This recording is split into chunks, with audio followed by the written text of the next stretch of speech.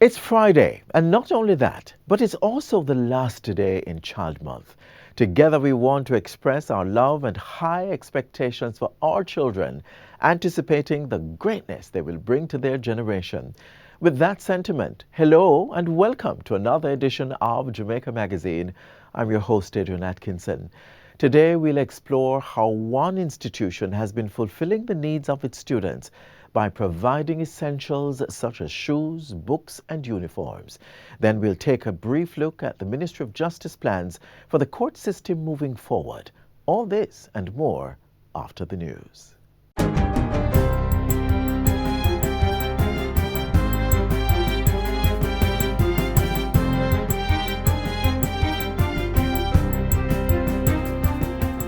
Good day, I'm Theodore Henry, and this is your JIS News for Friday, May 31, 2024.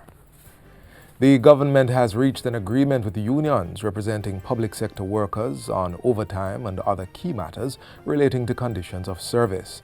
Minister of Finance and the Public Service Dr. Nigel Clark made the disclosure as he addressed Thursday's annual general meeting of the Jamaica Civil Service Association. After the salary scale system for public sector workers was overhauled under the compensation review exercise, the unions and government have been negotiating new arrangements for extra hours worked, passenger mile and mileage rates, salary increment, and uniform allowance.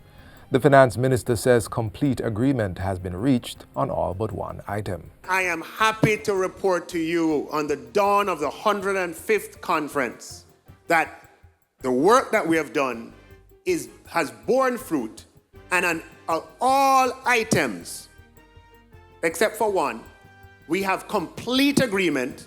The circulars are drafted and will go out in a few weeks. Dr. Clark says tidying up work is all that remains for the one matter to be finalized, and that's the payment of salary increment. We're working on it, and we're nearly there, yeah? And so we expect that all of these circulars are going to go out at the same time because we honor you, we respect you, and we want to be a great country, and we want a great public service. Jamaica's National Disaster Fund now stands at more than $550 million, a substantial increase from the initial $100 million the fund started with.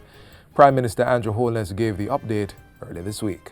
He says the government has significantly improved the country's ability to self-insure against natural disasters, capability that was lacking in previous decades. What we did, we started to put aside funds as buffers that in the event that a low intensity, high frequency event happens, we don't have to borrow to deal with it. Jamaica has also secured a $285 million contingent credit claim with the Inter-American Development Bank, IDB, and is also a member of the Caribbean Catastrophe Risk Insurance Facility. These provide access to financing in the aftermath of catastrophic natural disasters such as a severe hurricane or earthquake. We must be able to recover, within the year that the event occurred. In fact, months after the event occurred.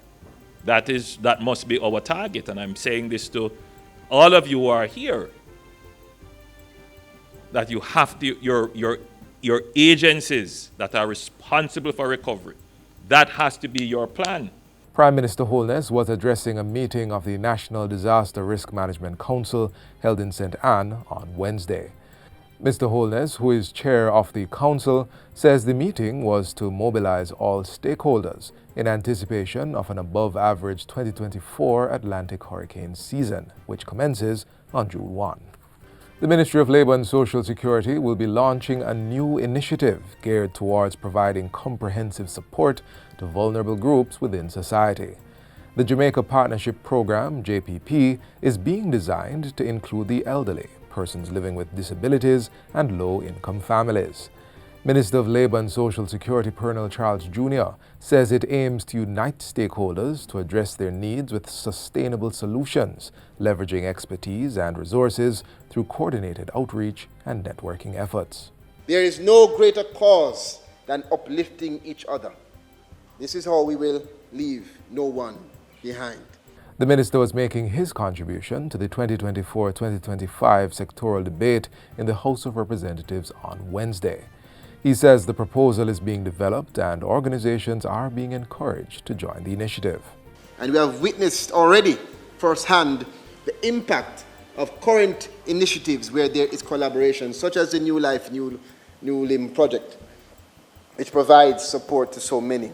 The National Works Agency NWA has commenced work to rehabilitate sections of the Burnt Ground to Ramble and Macfield to Ramble roadways in eastern Hanover at a cost of $36.5 million.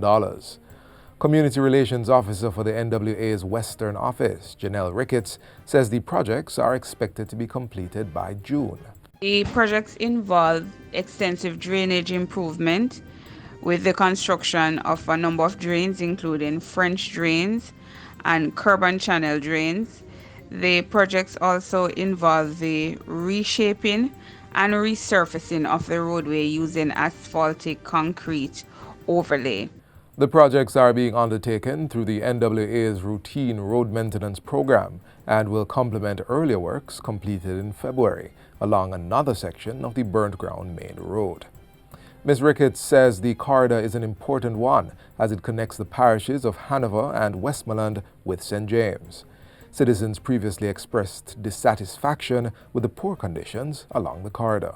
The government started from November to upgrade sections of this particular corridor, and the works that are being undertaken now is an extension of that in terms of having other areas along that particular stretch of roadway improved. And finally, the National Parenting Support Commission, NPSC, will be working with educational institutions to engage more parents in sessions focused on effective child raising. This comes in response to recent discussions surrounding a potential ban of corporal punishment in homes. According to Education Minister Favour Williams, while the Cabinet has not taken a decision to ban corporal punishment in homes, the administration is committed to finding effective solutions to end the violence against children in the country. We know that it's going to take more effort, and this school year we are pleased that we've been able to speak with and have sessions with about 81,000 of our parents, and we will continue the effort into the next school year and beyond that, because we firmly believe that if we give parents the tools for effective parenting, there will be no need for parents to turn to physical violence in order to discipline their children. The sessions cover a diverse range of topics with a primary focus on improving child-parent relationships and creating supportive environments for children's growth and development. Minister Williams says she hopes these sessions will build a culture of non-violence and respect within families. And that's it for JIS News Today. I'm Theodore Henry. Thanks for watching.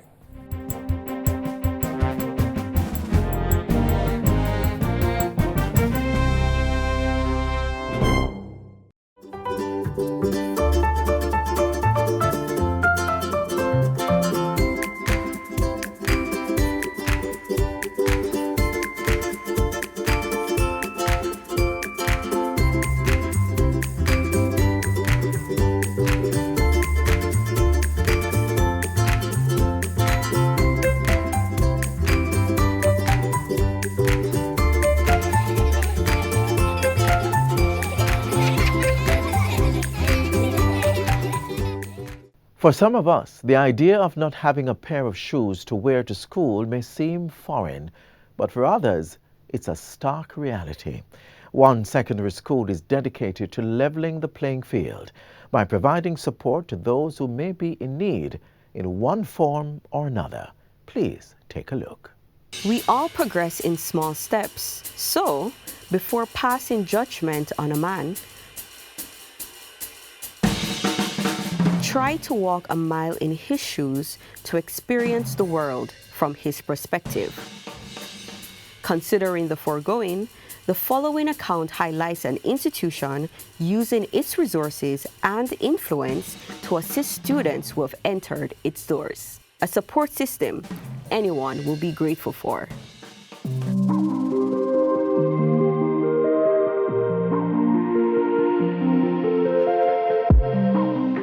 First of all, I like to say that part of our core values at Christian High School is giving. I like to emphasize that. At Christian High School, we have a very robust program through our guidance and counseling department who constantly do needs assessment of our students to ensure that all our students are benefiting from this program. And so we have a wide range of things that we do, from ensuring that students are taken care of where bus fares are concerned, for lunches, uniforms, books, stationaries. We even go as far as assisting students with their CSEC examination payments. Since my tenure here as guidance counselor over 11 years, we have started what is called our welfare program in the guidance and counseling department.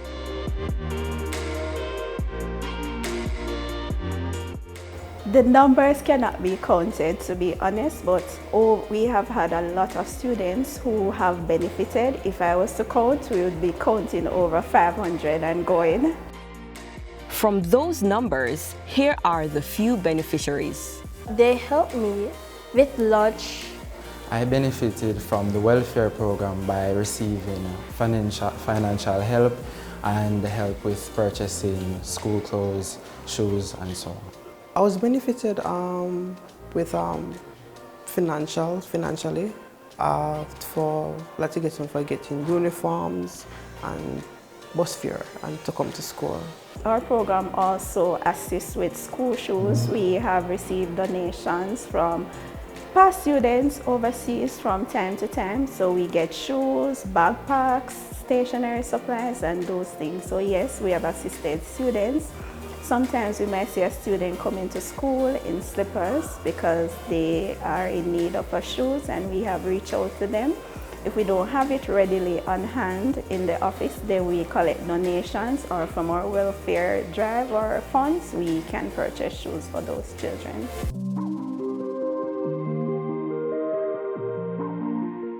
Over the years, by doing our needs assessment, we realized that children are from varied backgrounds. They are from homes where parents are unemployed, and so the needs are great. So we, as a school, we have decided to launch this welfare program so that we can assist these students to stay in school, because education is very important and children cannot learn if they're hungry, if they're in need. So this is one way of reaching out to them.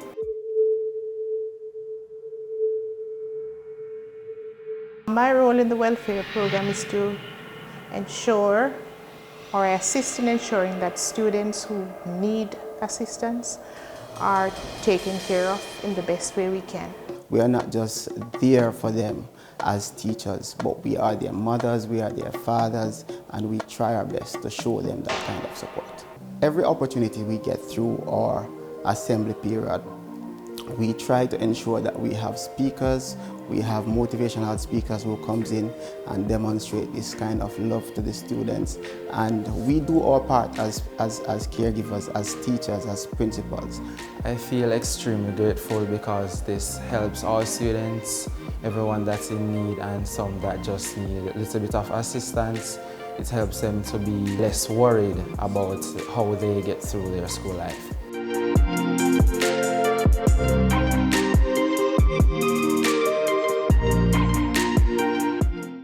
We know you want better roads in your towns and communities. That is why through the SPARK program, your government is allocating over $40 billion over 2 years to fix your community and rural roads.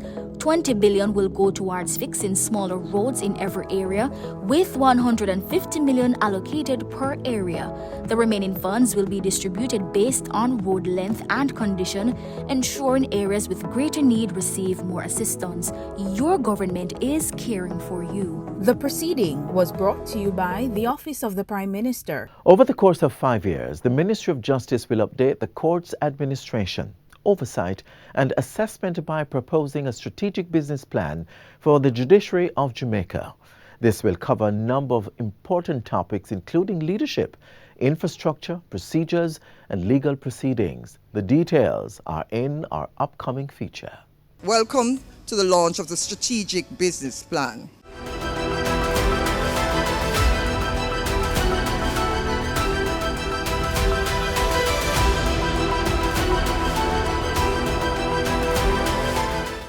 This plan is a reflection of our resolve to leverage the strengths of our nation in addressing our challenges.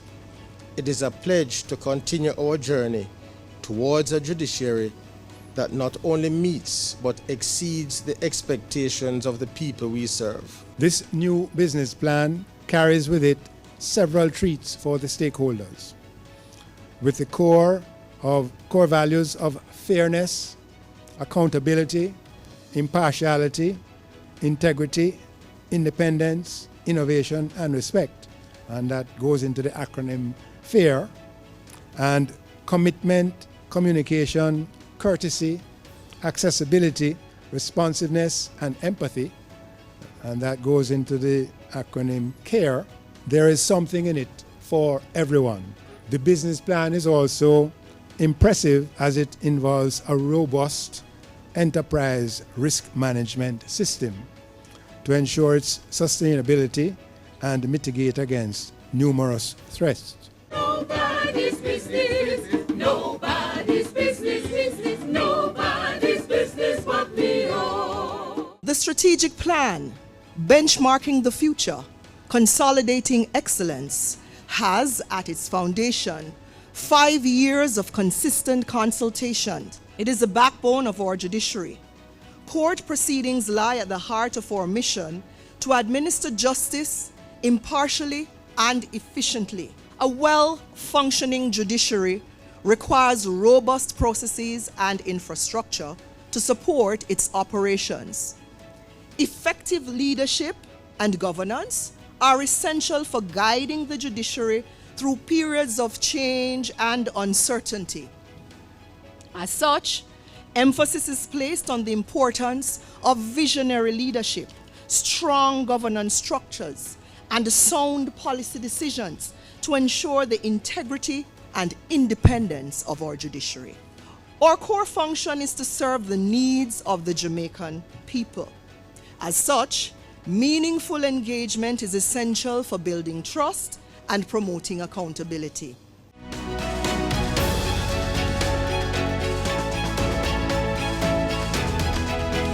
We have no doubt that the idea is that you will improve the efficiency and the speed with which cases are being delivered. With this strategic plan, in completing cases speedily and in a timely manner, it will allow more revenue to come within the system. Next year, we'll be establishing formal training programs for the leadership core of the courts, for the leadership judges, for registrars, for court administrators, supervisors, to develop the skill and competence in managing courts. What we wish to do here to improve the professionalism within by which the courts are operated. And so this strategic plan is designed to take us there. Our new strategic plan addresses the fundamental changes facing our judiciary head-on, with a focus on increasing stakeholder satisfaction, enhancing trust in the judiciary, improving data management, streamlining internal processes, and upgrading court infrastructure, among other key objectives. And having traveled around the Caribbean and even to the United States as well, I can safely say that there's no other jurisdiction within this region that has the quality of data that we have collected over the last 7.5 years. A well-functioning judiciary was essential to economic development and social stability. And I'm happy to see that that has been recognized and that the work of the judiciary of Jamaica is supporting the economic development and social stability in this country. So this momentous occasion today signifies commitment to improve and reflects dedication to the principles of justice and fairness that underpin the legal system of this country.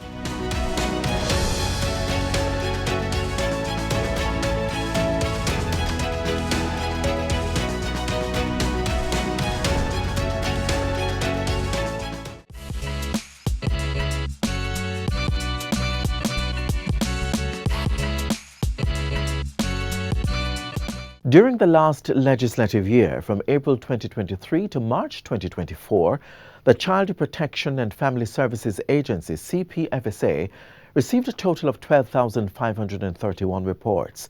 6,314 of these were distress calls to rescue children in need. It's crucial to recognize that child abuse extends beyond physical harm and can manifest as neglect. However, to do something, you would need to know the science.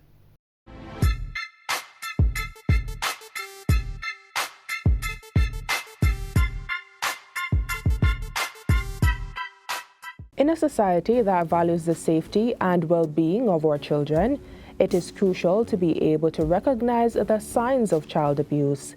Child abuse is any act or failure to act on the part of a parent or caretaker which results in death, serious physical or emotional harm to a child. Abuses against children include physical, emotional, and sexual harm and neglect. Child abuse can sometimes go unrecognized. Today, we will discuss the warning signs and the significance of establishing safe spaces where children can seek assistance.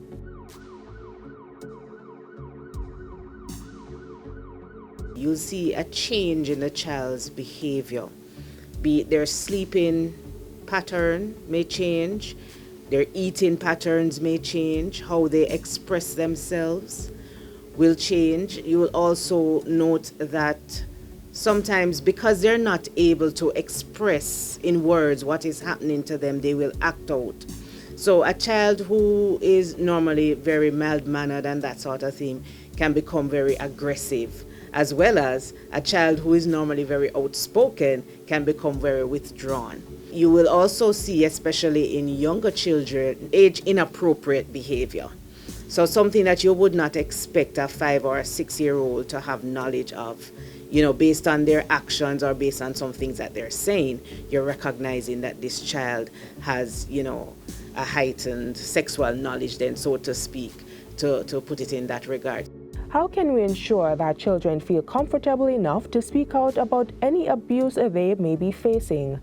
The experts say it's vital to establish environments that make them feel safe and cared for. We always encourage persons, parents especially, be attentive to your children, right? When you notice something different with your child, explore and probe it. One of the things is that some children are very afraid, not only to express what is happening to them, but to tell those who are around them and those who they should feel safe enough talking to. So we encourage persons to provide safe environments for the children, encourage the children to be open to talk. Parents and guardians can create safe spaces in their homes by establishing open communication. Encourage your children to express their thoughts and feelings without fear of judgment.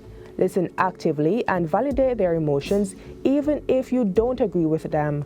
Establish trust by being reliable and consistent in your actions. When children feel they can trust their parents, they are more likely to open up and seek support when needed.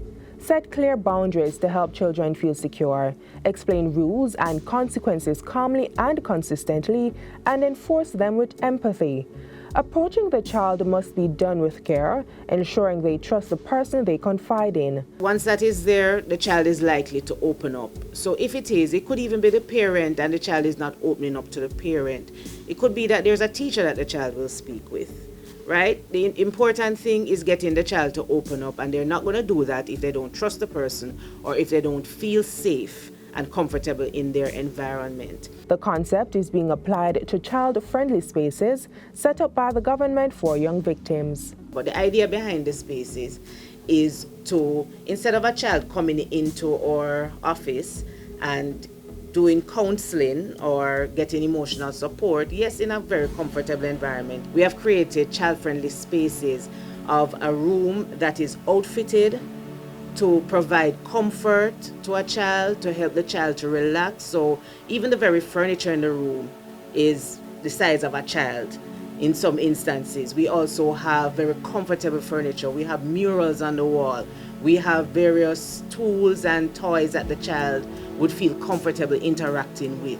The very color of the room is of such that it provokes relaxation and comfort. Parents and guardians are being urged to seek early intervention if their child or a child they know is being abused. So I would say immediately, once you recognize that there is need or that there is trauma in this particular child, seek intervention. The help is there. Victim services is there, and our services are all free. Let us work together towards creating a world where every child feels secure, supported, and heard.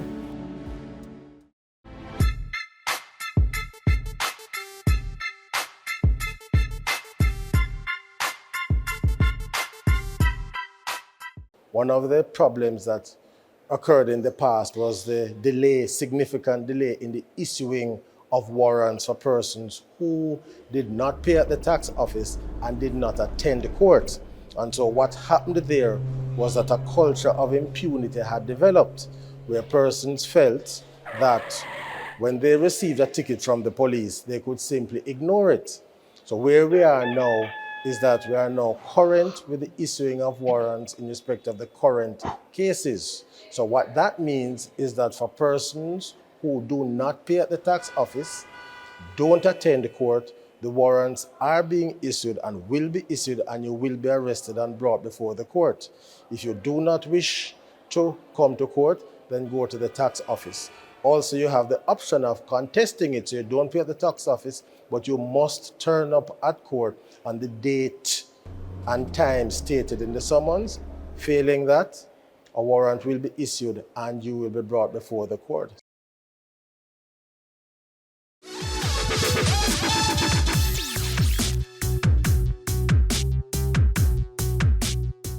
At the core of the Ministry of Agriculture is the hard-working farmers who help ensure Jamaica's economic prosperity.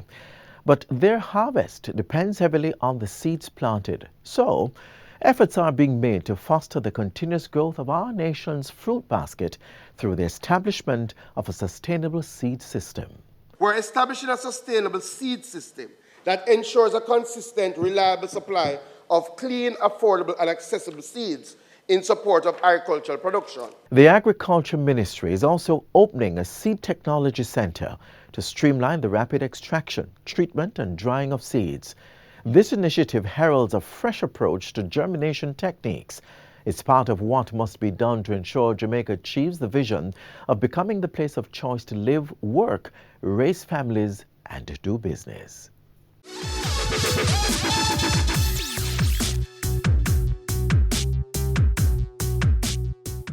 The Joint Select Committee of Parliament reviewing the Domestic Violence Act wants to hear from you. Review the Act and share your opinions with the committee.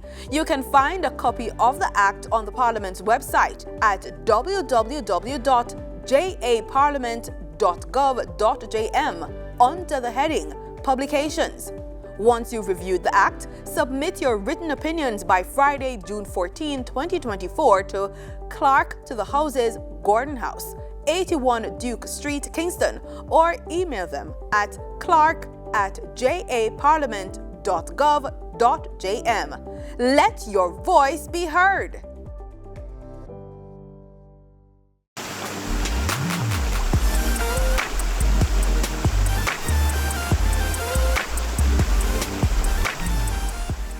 We've reached the end of our program. Get a recap of everything you saw here and more on our website, gis.gov.jm.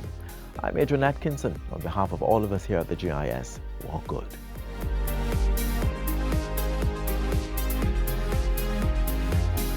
This has been a production of the Jamaica Information Service, the voice of Jamaica.